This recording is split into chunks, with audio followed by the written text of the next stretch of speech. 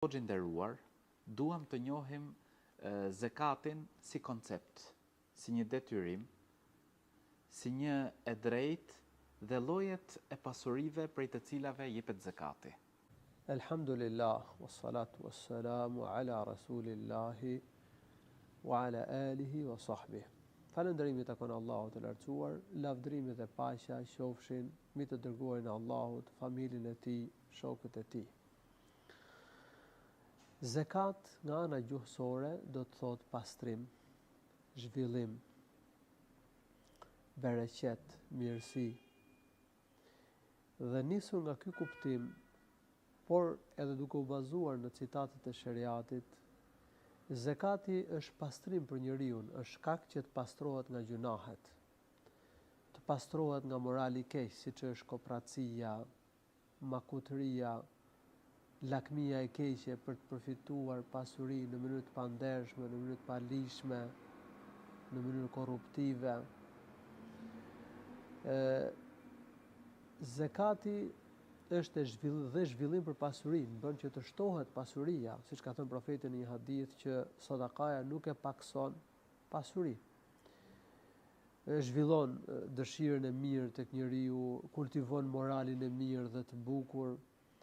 Zekati është mirësi, është bereqet për pasurinë, sjell bekim për pasurinë, për zekatdhënësin, për familjen e tij. Duke dhënë zekatin, njeriu shpëton nga të ligat, siç thillet në një hadith se dikush e pyeti profetin, tha: "O dërguar Allahut, nëse njeriu jep zekatin e pasurisë, çfarë do të ketë?" Tha: "Kush jep zekatin e pasurisë, i ikën e keqja, i ikën e liga." Se mundet që njeriu të ndodhin të këqijat, liga, sprova për shkak të pasurisë. Dhe kur jep zekatin e pasurisë, shpëton prej tyre. Zekati është një nga adhurimet më të rëndësishme, është ylla e dytë e Islamit, është përmendur bashkë me namazin në shumë vende në Kur'an.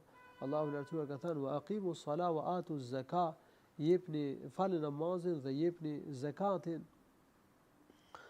Zekati është caktuar si një drejtë e krijesave.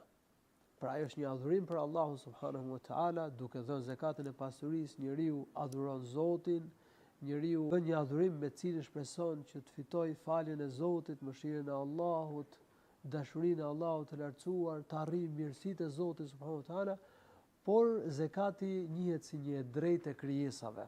Zekatin kryesisht e përfitojnë të varfrit, dhe duke dhënë zekatin e pasurisë, njeriu tregohet bujar, u bën mirë krijesave të Zotit subhanahu wa taala. Dhe në lidhje me pasuritë për të cilave jepet zekati, përgjithsisht janë 4 lloje pasurish: floriri dhe serma, baktitë e trasha dhe të imta, ku hyn devet, lopët, delet, dhit, produkti bujqësor, por janë disa lloje të produktit bujqësor, edhe mallrat tregtare.